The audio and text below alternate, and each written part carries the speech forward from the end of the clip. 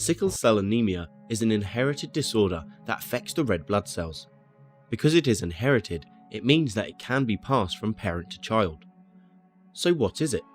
Red blood cells contain a red protein called hemoglobin, which carries oxygen around the body. Normally, red blood cells are round and flexible, which means they can bend to move easily through the narrow blood vessels. People with sickle cell anemia have a change or mutation in the hemoglobin gene.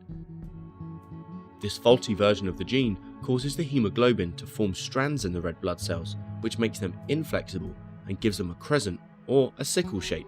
This is where the name of the disorder comes from. A sickle is a tool used to cut long grass. These unusually shaped red blood vessels can cause blockages in sections of the blood vessels.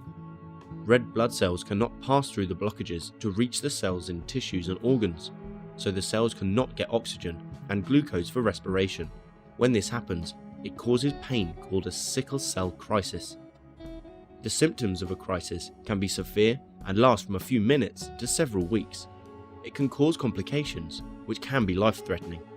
For example, if a blockage occurs in the blood vessels in the brain, then brain cells can die, which causes a stroke. So, how is sickle cell anemia inherited? Well, to have the disorder, you have to have 2 copies of the faulty allele, which is a recessive allele. People who have 1 copy of the recessive allele are carriers. The red blood cells of carriers have 50% abnormal hemoglobin and are slightly more fragile than normal. If these 2 sickle cell carrier parents have offspring, they can have children with the disorder, children who are also carriers, or children who are completely unaffected,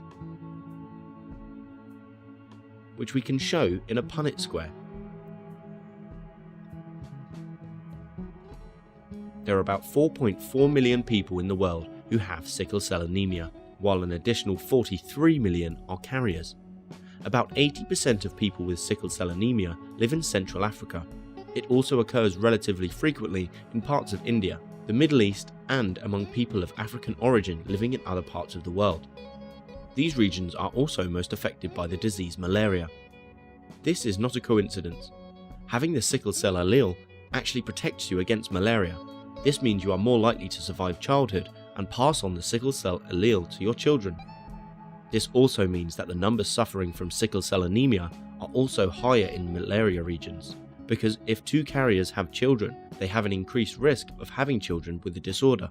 But how does carrying the sickle cell allele help protect against malaria? The malarial parasite is transmitted by female mosquitoes, which spend part of its life cycle inside red blood cells. When these parasites enter the fragile red blood cells of carriers, the cells often burst before the parasite has time to develop. This means the parasite dies and the life cycle is broken. So, in this video, you have learnt what sickle cell anemia is, how it is inherited, and why it is more common in some areas of the world than others. If you liked the video, give it a thumbs up and don't forget to subscribe. Comment below if you have any questions. Why not check out our FuseSchool app as well? Until next time.